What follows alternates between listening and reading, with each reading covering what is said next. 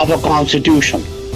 A constitution must have purpose, and the purpose must be to create a nation that conduces to the greatest happiness of the greatest number of people. That is what a constitution must be. And having set the objective of the constitution, you then frame a constitution to achieve that objective. Because we really do have a race problem. Those divisions are real. We see it in our politics, we see it in our trade union. We see that they take the divisions with them. Look at where people live in this US. You have enclaves in the Bronx and in Richmond Hill and in Brooklyn. They're taking the division with them. Women are dying in the streets, and we have a government pontificating running around campaigning for women's vote. No women should vote in this election coming up unless there is something done to the legislation as Magistrate Kim is advocating. That voices like ours that are not in the political trench fighting it out, voices like ours should become stronger. One of the things about the Caribbean is that we have never had one discourse. Bass will know the days of the New World and the Old World and the radical left and so on. What we had was this concourse of ideas, which I think in the early days of independence pushed us in a certain direction. We've got to move back to that point of having these multiple discourses. Good night, everyone. Let me first of all acknowledge Globespan 24x7 and Nohar Singh, Devin, and all the team that's working hard to make our show possible. Good night, viewers, to our Guyanese brothers and sisters across Guyana and in the diaspora. We bid you a warm, very nice night.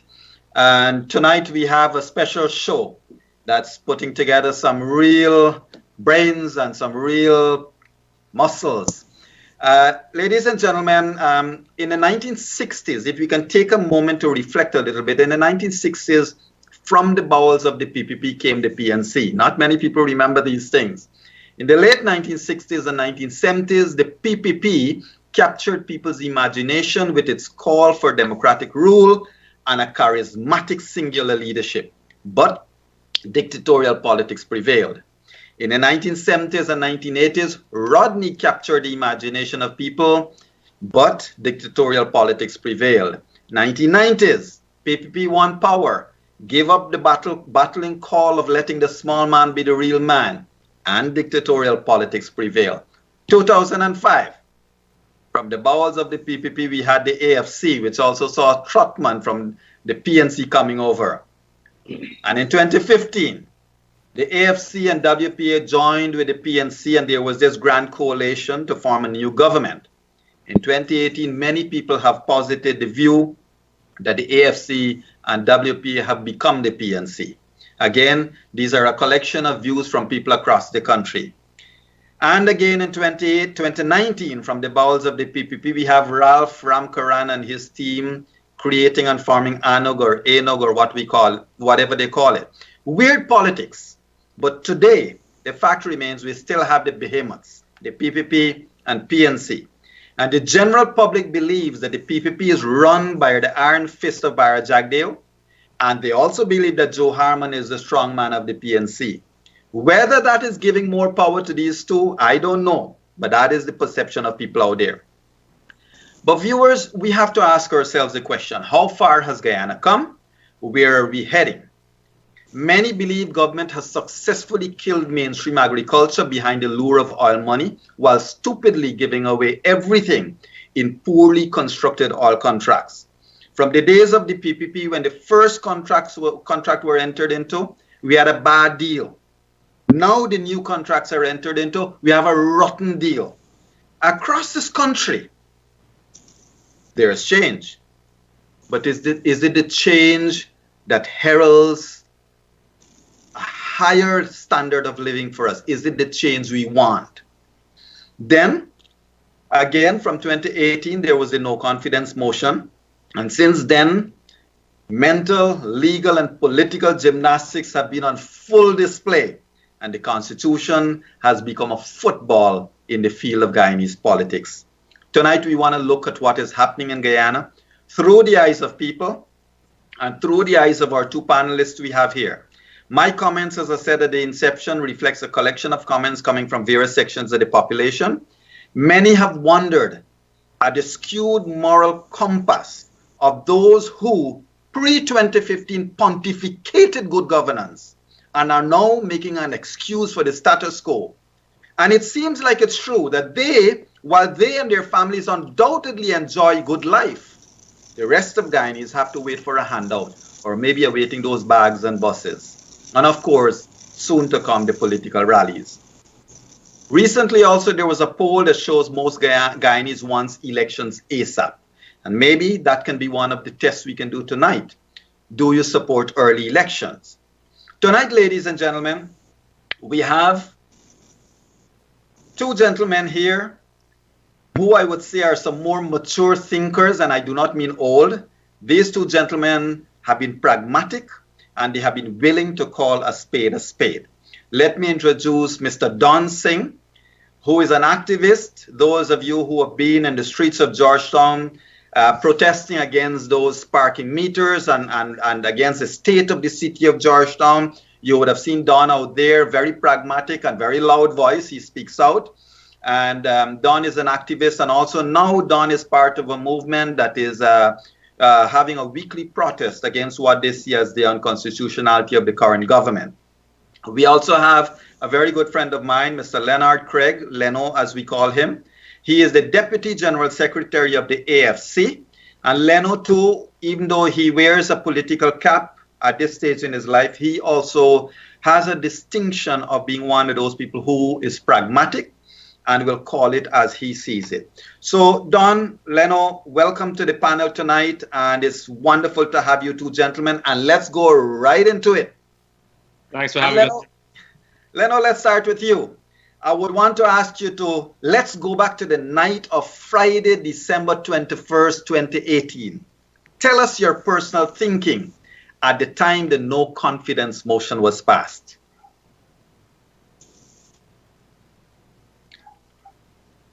Over to you, Leno. You're hearing me there? My yes. Connection was briefly. I was in Guyana at the time, and I was watching via the link up that Parliament has online, and then I fell asleep. Oh. And I did not get the news until early the next day, because I was in a different time zone actually. But as you have said in your introduction that I am the DGS of the AFC, and I felt what the AFC felt when I first heard the news. I was disappointed, I felt betrayed, and I could imagine my colleagues in the AFC felt the same way. I also felt that Charanda, somebody who I know personally, did not use the internal channels we had to air his grievances.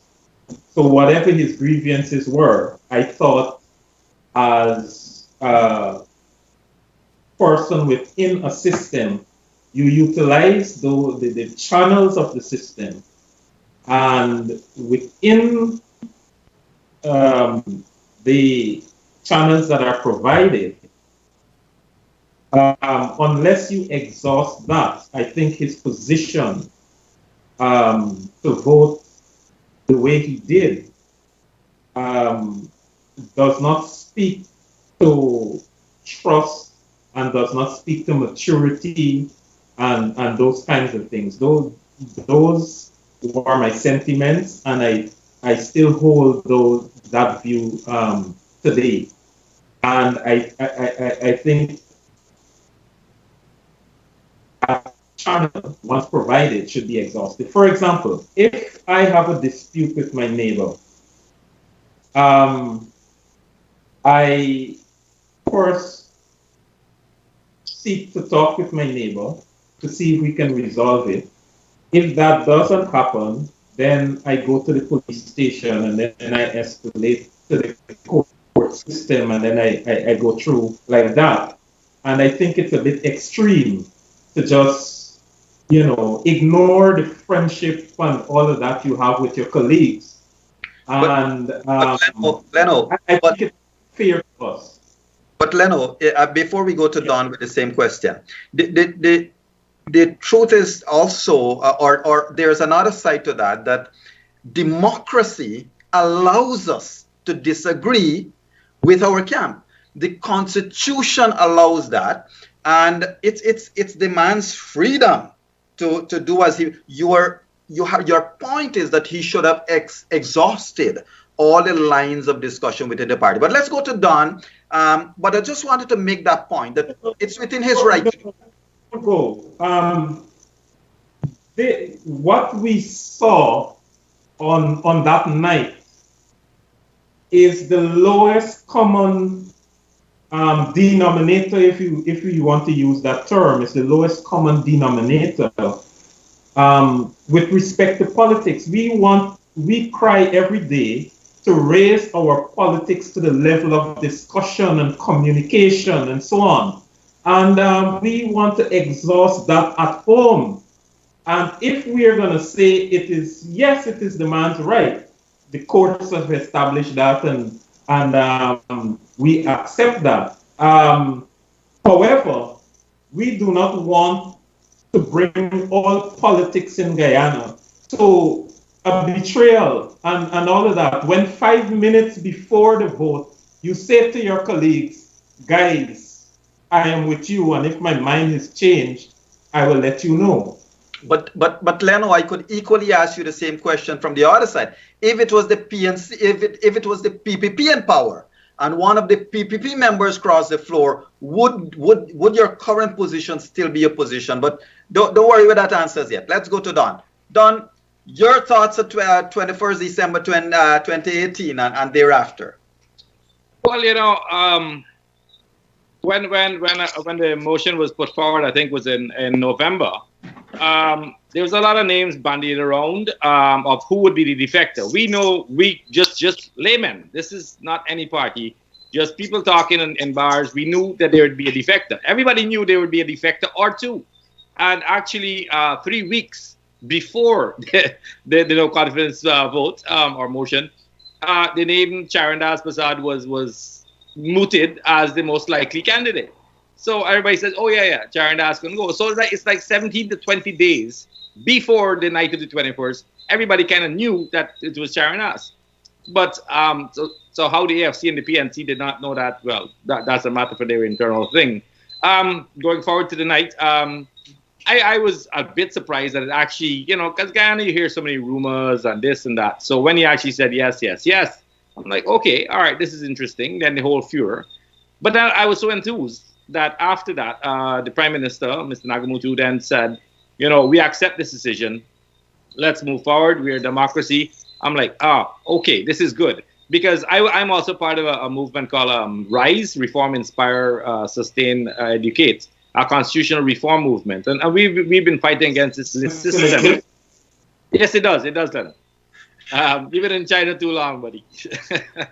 Yes. So we've been fighting against this list system for such a long time, where the party delegates or rewards their activists, whatever, rather than being selected by the people. So when Charandas stood up and did what he did, I was like, all right, maybe we're turning the corner. Nagamutu, Prime Minister Nagamutu then reaffirmed it, and I think the president the day after says, okay, this has happened. But Don, stick a pin. Let me ask you this question. Yes. Had the coalition called elections immediately, so by March we would have had elections, do you think their chance their performance at the poll could have been better as an underdog position then compared to what it might be soon? I think if they had run it by March 21st, there's a 90% chance they would have won and maybe increased the seats. Being the incumbent, you hit the ground running, you hit it hard, you have the resources, you have the machinery, whether rightly or wrongly, you can use it. I think if they positively says, okay, we made some mistakes, this guy went against us, Guyana, here's what we're going to do. We're going to fight, blah, blah, blah. Because, I mean, our memories are still reasonably fresh of the PPP. So you hit the ground running, I mean, as Leonard was saying, the betrayal or the treacherousness of Charandas, maybe you could have played off of that. And I think a 90% chance that the PNC, or PNC AFC, I should say, would have prevailed, even added a seat. Yeah. So let's come to another question. As we mentioned, elections there. I mean, Leno, given that it's going to be sooner, hopefully rather than later, that elections will be held in Guyana, and that's one I'm hoping that we can run that poll tonight whether our viewers support early elections. Leno, in hindsight, or going into the next election, can you take Don's question? That is, do you think that your coalition would have done better had elections been called in March versus whenever it will be called now? I can't say I know the answer to that question. But I believe whenever the elections are held, whether they were held in March or whether they were held in September, the coalition is more likely to win than lose. And as far as I know, the coalition has been ready to go into elections since the year started. But you haven't demonstrated that. You haven't demonstrated that. I mean, the Prime Minister. What the coalition has demonstrated is a fear of elections. Yeah, because what the Prime Minister? Yes. One second. One second. I'm going to give you the floor. I'm going to give you the floor. But 1 second.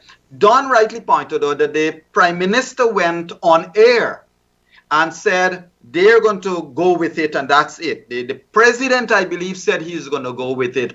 Everybody basically felt, okay, let's go with it. And I certainly believe that had that happened, the coalition might have stand a better chance then than it will now. But over to you. Yes. Now, there were important legal questions to be answered. Remember when the Prime Minister said that it was off the cuff? Come on, Leno. You didn't into the argument, did you? Come on. Hold on. Further, remember, again, I'm saying, when the Prime Minister said that it was off the cuff, that is one. Further, remember, former Attorney General Anil Nandalal said that the same questions that were answered by the CCJ on June the 18th, the questions came up when AFC threatened no confidence motion back in 2015. And we cannot in Guyana have legal questions hanging to be answered and then go into another election. Yeah, but Leonard, questions have been answered. So what are we on now? Where are we now? The legal questions have been answered. Now it's another prevarication, another obfuscation. Let's get it going. Too many things are, the key word for the coalition now is credible. No, you know what for me? With all due respect, Mr. Singh, with all due respect, that question should be directed to Honorable Justice Singh. You should direct the questions to her. We have given a commitment in the AFC, and I've heard the president that as elections. The name. Hold. So given what Don hold. So given what you just said, Leno, let me ask you this: could the AFC come out tomorrow morning and say we will welcome early elections? Will you be willing to come out tomorrow morning and say the courts have ruled whatever they had to rule? but the AFC wants early election or whatever. Yes, no. I can say boldly right now. You can quote it, you can write it in a newspaper, you can do anything. I'll say boldly right now on behalf of the AFC that we welcome early elections. In fact, AFC has made that position public. What is early elections? What exactly are early elections? They're already on record saying that. The Chief Justice has said March 21st was the drop dead date, not even September 18th. So now we're 5 months in limbo. What exactly is early elections? But there are so many things that need to be looked at. Hold. But Leonard, let's take you further on that. And Don, here's where I want you to step in. So Leonard has made it clear, Don, that the AFC is interested in early elections. He has asked us to quote him on that. But you are a partner in the coalition. So whether you have the right to your own voice, since you are under umbrella politics, is a matter for the public to decide. Because here's my question. As of today, the Attorney General, he is in the news saying that now that the CJ has no right to say that people cannot be taken off or people must not be taken off the list. So to quote Don's word, prevarication continues in one way or the other, and this is the popular view across the country. Don? Yeah, absolutely. Hold on. No, Leonard. I gotta get a word in here. I mean, what we now the Attorney General is going to appeal what the CJ, a partial appeal of that ruling. This is ridiculous. This cannot go on and on and on. The GCOM has they're an independent constitutional body, and they are mandated to do what they have to do. The president, it's so very simple. Why are we not following 1066, 1067 as mandated by the CCJ? You resign cabinets, you dissolve parliament, and you call elections. It's very simple. All this house to house is a must, and then we hear mantras about credibility. It becomes very annoying. Question for you, Don. Yes. Leonard has said it, and I think it's something that makes us stop to think. Now that a chairman has been appointed that fits the Constitution, is it not now the remit of the chairman of the GCOM to say elections will be held or we're ready for elections by so-and-so date? Now, nothing has happened from then to now, and I think yesterday's or today's Stabrook News' editorial was quite on point with this. Well, my reading of the Constitution, 62 and 61, says that the president is the one who calls the elections, and of course GCOM runs that elections. So why does the president call the elections and says the 12th of November? Well, just a random date, and then GCOM will probably says, well, Mr. President, we can make the 15th of November. Start the process. We cannot be in this abyss. We have so many policies and legislations are now backed up, and our country is being, sorry, I have to use the word, raped by all these multinationals while we sit and do nothing. It is becoming stagnant, and we need to move forward ASAP. Thank you. Now, as we are on elections, let me ask you this. Leno, for your comment, I noticed a couple nights ago on one of the Globespan program, your leader, Mr. Kemara Dramjatan, said that he believes that AFC will attract 12 seats at the next elections. And it was instructive that he said that the first time around you got 5, the second time I think you got 7. I don't know if he summed it up, but he said the next time around you'll get 12. What's your take on that? The leader of the party is empowered to speak on that, and I would allow his words to stand. I have no reason to doubt that he has some amount of confidence in what he said, and I support him 100%. Who's the leader of the FC? Raffle Trotman. Is that right? This is the same Raffle Trotman who says he had to take orders to give away our oil to Tullow and Exxon. Did Rafael ever says who gave him that orders?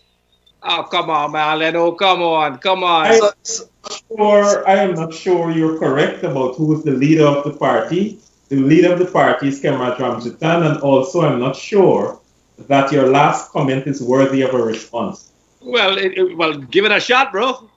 Who instructed Rafael Trotman? He said in yesterday's papers that he was instructed to sign away 1% of Tullow oil. Instructed by whom? Boss man. I'm going to put you in the spot, but use AFC Deputy General Secretary. You got to be in the know, man. Let me say this to you. Yes. Is the government function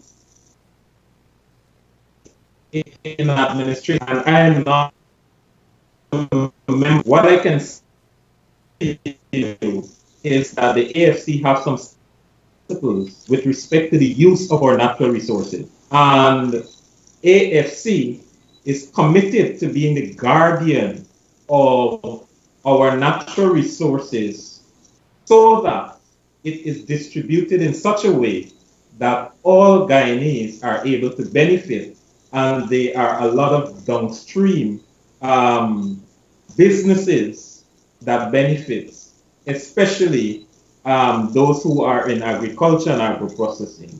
That is what I can tell you. But response as to who tell who and the who say and do say, I am not able to respond to that.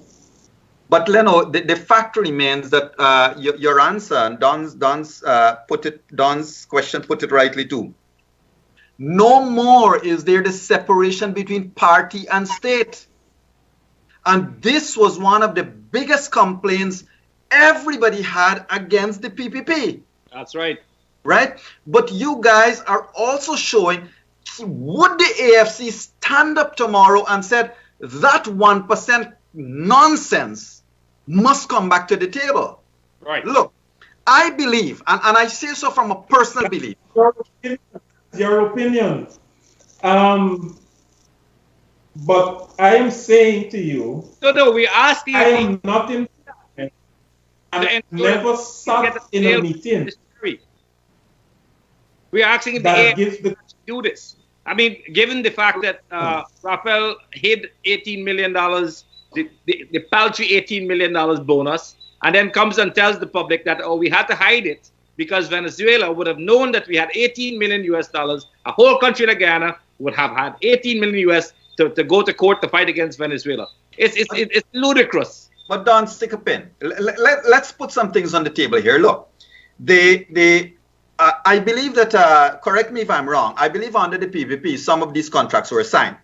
And I think what's happened since then to now, we all know, we all know that the value of what was signed away is ludicrous, to use a very mild word.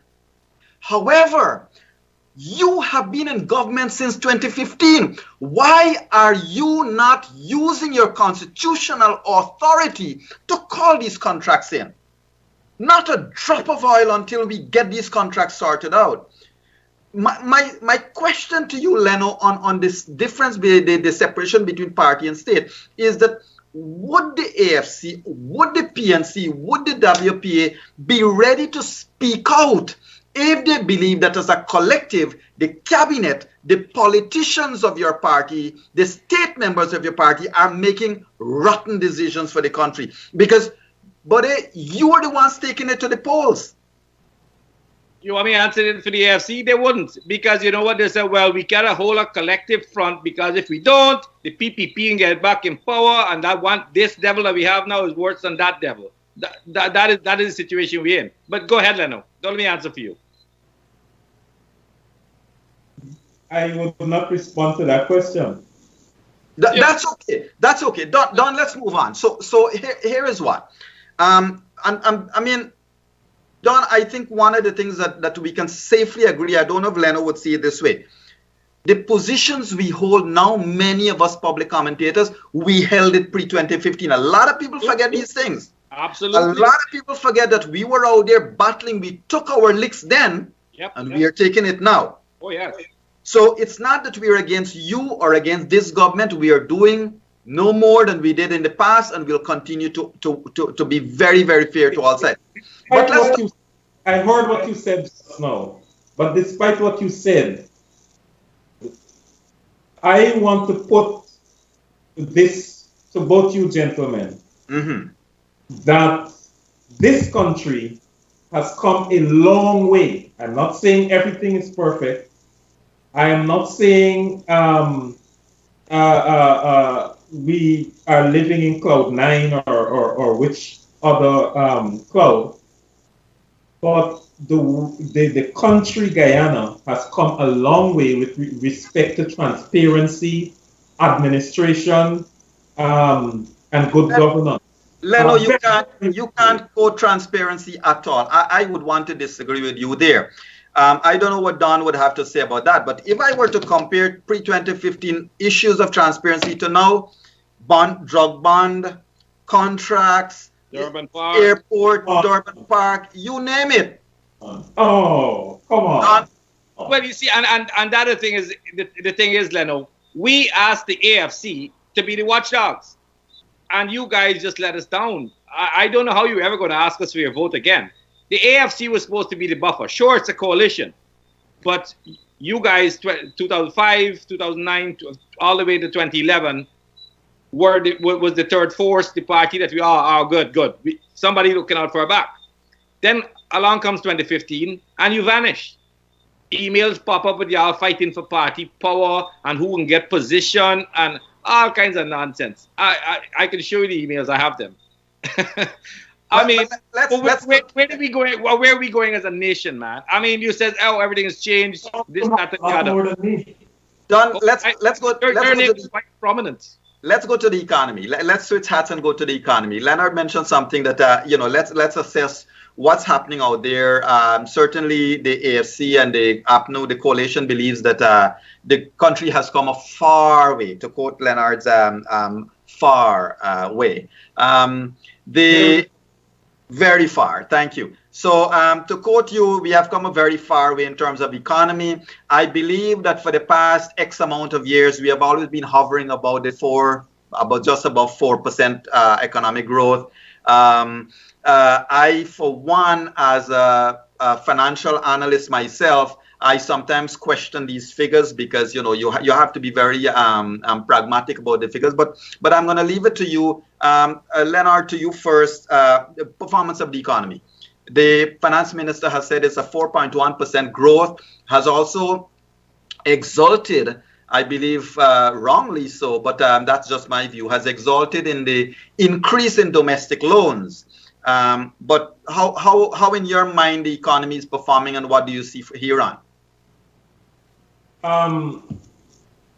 First of all, let me stick a pin here in that it is not just the finance minister who has said we have over 4% growth.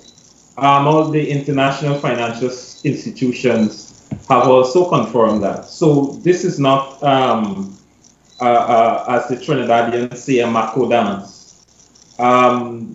It is serious, a serious economic truth that the economy has grown over 4%. And some of the sectors that are responsible for that is rice is exceeding expectations. Gold is above what it was previous years. Yes, there was a dip in both gold and rice last year, but they have both rebounded, and the production, at least the one that is projected for the end of the year, will be bountiful and greater than it was in previous years. So these sectors are outperforming this year than they were previous years, and it is reflected in the growth rate. There may be a little slowdown in commercial activities, and I will see that there is some slowdown in commercial activities, and that always happens in a country when there is some amount of political uncertainty. And my own belief is that the country will rebound from that. The country, however, despite that commercial slowdown, we have economic stability, and that is what is important. The backbone of the economy is stable, and we have a proper launching pad for the future and for policies that are to come in the next budget and the ones following that. So I don't see the gloom and doom that you see. Anyway, Don. yeah, I don't have a great background as an economist or anything like that. But I will tell you, I am on the streets every single day. I walk around protesting in the markets and buying fruits, just generally around, sit down by Starbucks Square, grab a beer, whatever. And the resounding cry is, we Brox bad. People just don't have extra money in their pockets. What has happened? What happened is now we have some specter of oil boom. And when people not Brox? Well, there's more Brox now. The pawn shops are full. I mean, there's a specter of rentals going up. A small place that you could rent for 30,000 is now 40,000. Unnecessarily so, but we got an oil economy, and that is the talk. So landlords raise their rents up from 30 to 45. Now that extra money does not come in to the regular guy. So so you might quote figures of 4.1% and 4.2%, and rice doing well, and sugar doing well, and gold doing well. But the man on the street is like, what bollocks are you talking? I broke. When if I get 100,000, by the time I pay rent, I send my kids to school, I eat, I am broke. For the last 15 days of the month, I am broke, and that's the reality. Has that not been so pre-2015? Oh yes, absolutely. I am not saying, of course. No, you're putting over. What are we talking about the economy now? No, the gist of your argument is as if this is a new phenomenon to Guyana. No, I'm not saying that at all. I apologize if that's the way I came across. I'm sorry. No, but let's go to something else, Len. The economy is performing in a way that one would expect, and I guess the coalition expected this performance at this stage. However, if you were to take out the influx that would have already been experienced from the contracts, the down the line contracts from the oil companies, what would the performance have been if you were to take out gold and you were to take out the oil contracts? Because I don't know that I agree with you that rice has been on the way up, but it's a matter of debate, and we can always take that up next time. But here is my next question for you. There seems to be a habit that with the government, and I know it's not with you, but every time something comes up to say, well, here is what's wrong, you're rebutted that, okay, it used to happen pre-2015. It's like as if the government is happy to say, well, as long as it happened then, it can happen now. Correct. It was wrong then, it's wrong now. That's what most of the people are saying. But my question to you is that, Leonard, a lot of talk from the government is about the opposition leader. Jagdeo is this and it seems like the coalition wants to ensure that Jagdeo continues to be the guy you love to hate. Right? But beside the point of whether you can help it or not. Sorry? I'm not hearing the question. I'm waiting for the question. My question to you, can the AFC does the AFC feel that it can muster votes on its own record without getting into the hate factor, without getting into they did this and they did that and so forth? Do you think you can muster enough votes on your own record? Okay, first let me backtrack a little, just allow me. On the question of the economy, when you closed your statement there, I think there is something I need to put a pin on. And that is The economy is an intertwined system. You cannot disaggregate certain things and say, I wonder if this wasn't, or I wonder if that wasn't. It is not practical, and it's impossible. And it is not the way economies work.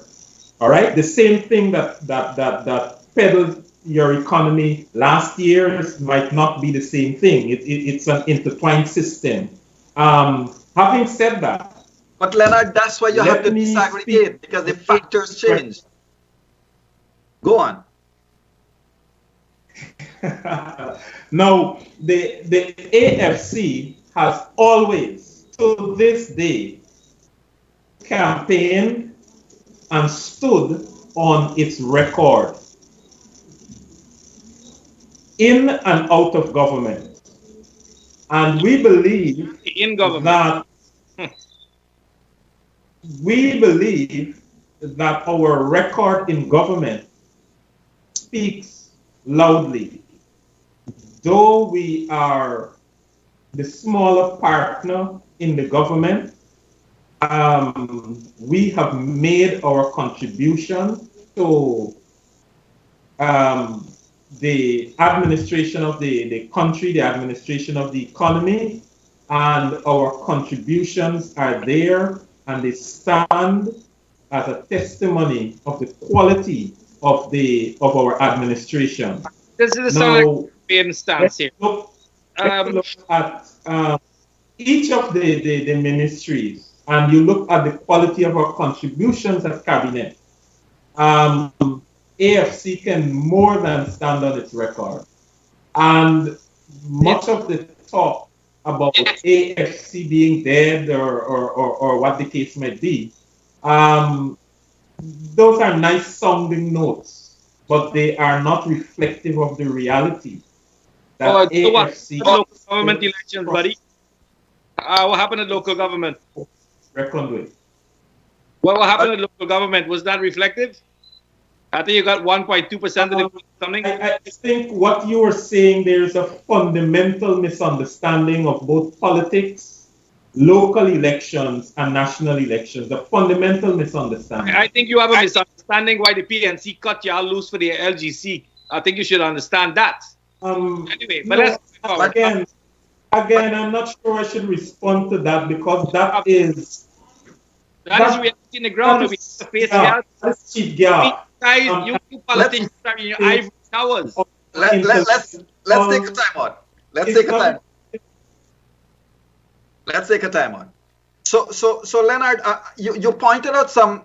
I mean, it's good that you have pointed that out. That the AFC certainly feels convinced that its performance will speak for itself. What I want to ask you, if we can just move from that move from your statement of your performance to something else that is of interest to all Guyanese. I don't know if you would be able to talk about it, but wouldn't the AFC's performance now translate into the revision of the Commingsburg Accord? And what are your hopes for the new Commingsburg Accord? AFC's position is that the Commingsburg Accord should be reviewed. I am not part of the team that reviews that Commingsburg Accord, and because it is a transaction in process, the review is in process, I would not want to comment on any specifics, except to say that David Patterson is our point man, and he is the one authorized to speak on that at this time. After the negotiations are finished, then public statements will be made. Okay, but you feel confident that you will have the prime ministerial slot?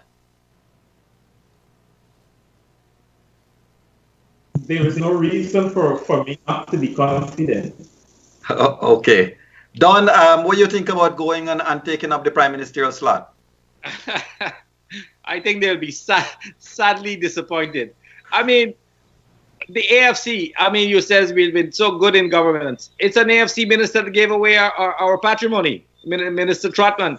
Now, I ask you this, Leno. Do you believe cabinet should be meeting? Do you actually believe cabinet should be functioning as is mooted by the president of Guyana? Cabinet functions, we go along as normal. Do you or can you represent the AFC's position on this? Do you think it's unconstitutional, or as per 1066, you think it's okay? I'd like your view. Expert in the Constitution, and you don't need to be expert. I would prefer that people who know those things deal with those things. And as far as I know, cabinet has not been meeting, and so there's a point you made that I wanted to respond to that. I have lost the train of thought, but what I want to say though is that let's put aside this roadside gap, buddy. We come here for an intellectual exposition. Let's not bring roadside gap into the. Well, I represent the roadside people, my brother. I don't sit in government and ignore the roadside people. I represent the roadside people. So if it is not informed, you then will be misleading people, whether it's on the roadside or by the cow pen. You'll be misleading people. So let's KFC. So Dan, let's go over to you a little bit. You have had some history in the parking meters movement. Now, I am not so sure that we all agree with the general thrust of your actions, the entire group's actions then, but you guys were successful. What I see the movement has changed from parking meters movement to people's mass movement or something like that. Mass action. So tell us a little bit, take a couple seconds, tell us a little bit about what you are doing on your current mode of action. Well, as it says, when we were moving against parking meters, we successfully fought against that. And I should add, before we go forward, that we were against the contract, the nasty contract that the mayor and the town clerk had signed. So it wasn't actually the parking meters per se. We actually supported Minister Patterson's SUTS program, Sustainable Urban Transportation System. So we supported that, but going forward. So our WhatsApp chat groups have stayed vibrant. We discuss everything under the sun. And, we watch, as it says, all this, the confidence motion on the 21st and all the fancy mathematics that followed and the legal challenges, which is all fine, and we respected it. But then we have come to a point where it's like, are we having a creeping dictatorship? What is going on in our country? Why is our constitution not being obeyed? And then we started talking, and he says, look, at some point, we have to stand up because all the other NGOs have crept away into the night. All those who were vibrant pre-2015 are now sitting in cushy offices, perhaps. So we decided, look, let's start something. I mean, when we initially started the movement against parking meters, there was 4 of us standing at the side of the parade ground handing out stickers. And it's pretty much the same now. This week will be the 3rd week. The first week we had like 10 people, then we were like 15 last week, and we will build. And we're not anti-government, we're not pro-opposition or anything of the sort. We're apolitical civil society movement. We're saying the no confidence motion movement, it happened. Whether you think Charan Das is a treacherous dog, that's your opinion.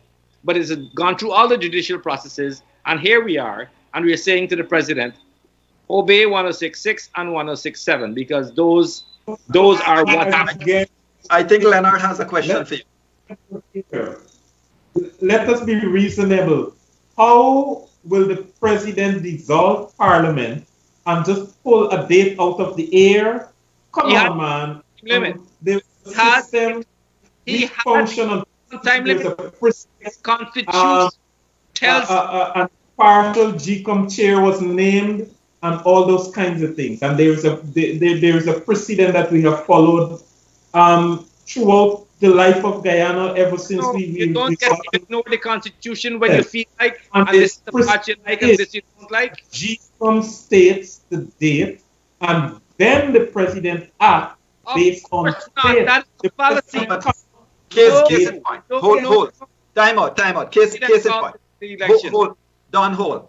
So maybe we'll seek some advice on this, because I think what has to be recognized is that it is not GCOM that sets the election. GCOM has to be prepared for elections, and GCOM has to have the election machinery. Say to the president that we are prepared. No. To hold an election. No. GCOM has not said that. No, but Len, question to you. So the head of the CCJ clearly outlined that GCOM, based on the Constitution, should always be prepared to have elections within X amount of days, because by virtue of fact that there could be a no confidence motion.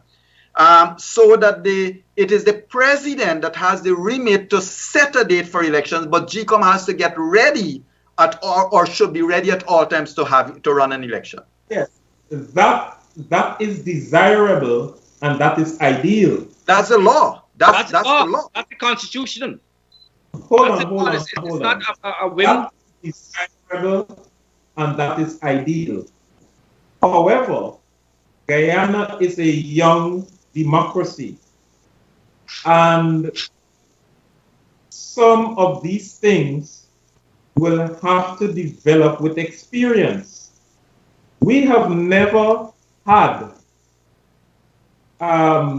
anything like a no confidence motion or anything like that at any time, and the government cannot accept blame for the preparedness of GCOM. The government went to Parliament and asked and provided all the funds, not part of the funds, all the funds that GCOM require to hold elections in 2019. Let me ask you this. So the framers of the Constitution contemplated the potential of a no confidence motion.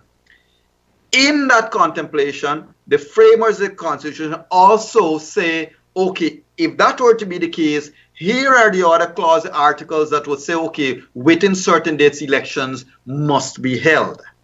I think you're right that the experience hasn't been there. And I think you are trying to retry a case that the CCJ has already tried and answered. We are at the point where the answer was given, and we need not rehash all of that. We are at the point where the president says, the opposition leader also says, that we have confidence in this GCOM chair, and the GCOM chair will conduct herself in such a way that the earliest election date, and the president has given a commitment, whether it's an old list, a new list, a house to house, or any house, which house, once it will produce credible elections, he will name a date. So all of this hullabaloo about not obeying the Constitution and all of that should not be rest at the feet of the president. The president has already, the AFC has given its commitment. The president has given its commitment. Very clear. Thank you for that, Len. Because you are right. We cannot really litigate a matter, and who are we to really litigate a matter? But I will tell you this. Take one thing in. This is 250 days since the no confidence motion. Correct. Our Constitution says 90 days.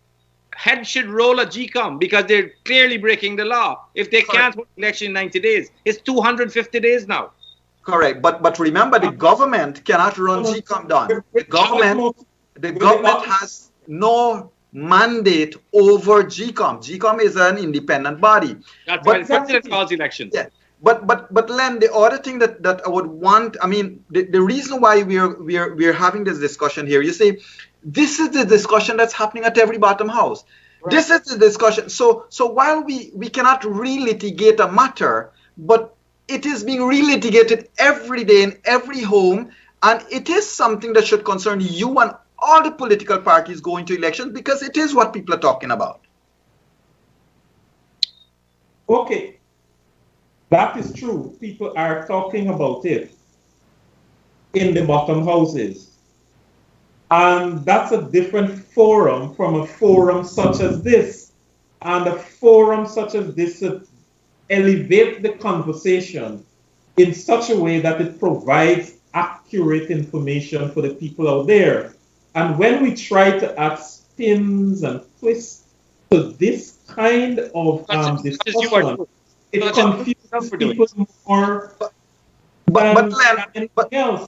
But the fact of the matter, hold on, just let me complete. The fact of the matter remains, the president has expressed his confidence in the chair of GCOM, and he has said, as soon, in fact, I have in possession of information written information via email. Don knows how to get these emails apparently, but I'm in possession of email information where the president has given commitment that the very day he is advised, he will call an election. But I think Don's case, Don's point here is that that's putting the cart before the horse. The president should call elections and tell GCOM, get your act in order. Mandated by the Constitution to call elections is very, very clear. So, but we are governed by convention as well, and it has never happened in Guyana where the president calls election and then tell GCOM to get ready. It always happens, and that's the history of Guyana. So wait, do we have a fluid law that suits the government when they want to? And it always has been that the GCOM chair advises the president when elections should be called. That is always the case. In a normal state of elections, we have had a no confidence motion that says whether you like it or not. This is not a normal state we're in. The Constitution had said 90 days. So it's not a normal state where we could go along and wait on GCOM or whatever. The president has to act as he's executive president, given those powers by the same Constitution that he's using. Let's take a quick minute. Let's tried the matter and they did not come to that conclusion. They come to a different conclusion. And I stand on the side of the CCJ. Let's move aside from this discussion. Len, we're running out of time, but there is a question that has to be asked from one of our viewers, that the whole issue of state media. Since it is evident that whether the date of elections is known or unknown, but the fact is that a lot of people feel that state media has already been or is already being used. So taxpayers' money are being used to facilitate a one-sided view. Now, this was a big thing, Don. This was a big thing pre-2015, where everybody was shouting out that the PPP then was abusing the state mechanism and the state media to push its own agenda and to basically campaign. I was shouting. Yeah, so what's your view now on the happenstances at Chronicle and the other forms of media? It's just a matter of exchange. It's even more vicious now. Nothing has changed. I think we have seven forms of state media. GINA, NCN, our wonderful friend Mr. Imran Khan at the DPI, Mr. AFC guy Marcel Leonard now apparently produces papers for them. We hear stories of all the campaign material being produced by the DPI. Now, this is just ridiculous. I mean, back in pre-2015, I'm saying that the Chronicle should have been scrapped a long time ago. I still maintain that. It's rumored. It is rumored. It is correct. It's being rumored. Be corrected, Don. It is rumored that the AFC and the DPI are using state funds for their own benefit. And that is all it is. It's a rumor. And let me tell you something. When elections are about to be held, rumors increase. And the specific function for increasing rumors is to confuse the electorate. And that's why you use state media. That. Where is the evidence that state media is being abused? Yeah. This current government has taken state media even into the interior locations, and the media is being controlled in all those locations by the people who live in those locations. And when we talk about control of the state media, and Don said it is more vulgar now. Where is the evidence? Firepool, yes, and Dr. Look at the Chronicle. Look at David Hines and Lincoln Lewis. Why they get kicked out? What happened there?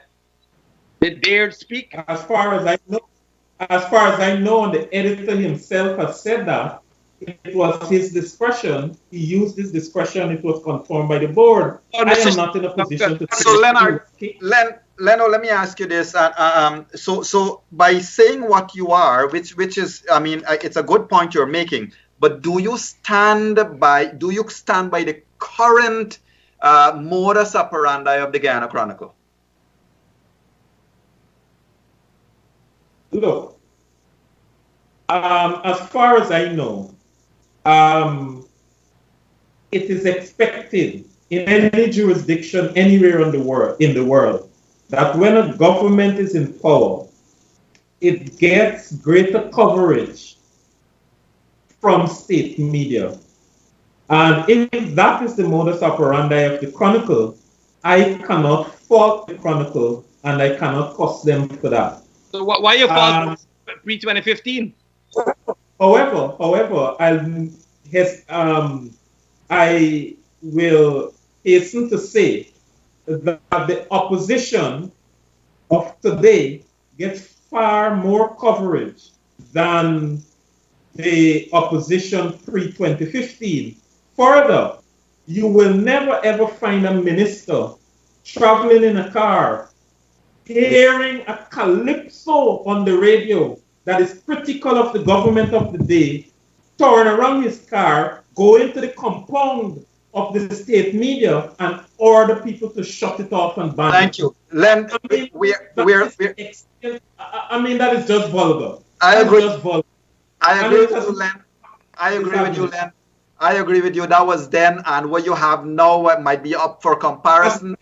Under this administration. But the fact cannot be denied that you're paying tons of money to get a lot of so-called newspapers being generated, and those are beyond doubt in a lot of people's minds what's happening. However, gentlemen, let me tell you, state media freedom. Do you know that the PPP mirror is being printed at the Chronicle? Hold on. This government stopped it. Hold on. They've gone with the comparisons again. Yeah, but Len, we're out of time. You won't believe it. Our hour is out. Not right now, buddy. Wrong there can be right now. But hold on. So let me close by saying this. I mean, we're out of time. It's been great to have you two, and we must do it again. But Leno, I'll remind you of this. Pre-2015, you all reduced the budget to $1 because of what was happening. I won't say more about it. Thank you so much for being here, Leno. Thank you, Don. And have a great night. Let me thank Devin, our technical operator. Thank Noah Singh, the Globespan team. It's been wonderful to have the viewers on. Thank you all very much. Good night. Before we go, gentlemen, we would just like to announce the poll that we asked our audience. We asked the question, do you want early elections? 95% said yes and 5% said no. Thank you. Thank you. Well, the poll has been run. 95% of the viewers have voted that yes, they prefer early elections, and 5% have said no. Good night, everyone. Have a great week. See you next week. I'm hoping to have the PUC chairman here to discuss some of the utility matters. Good night. Good night.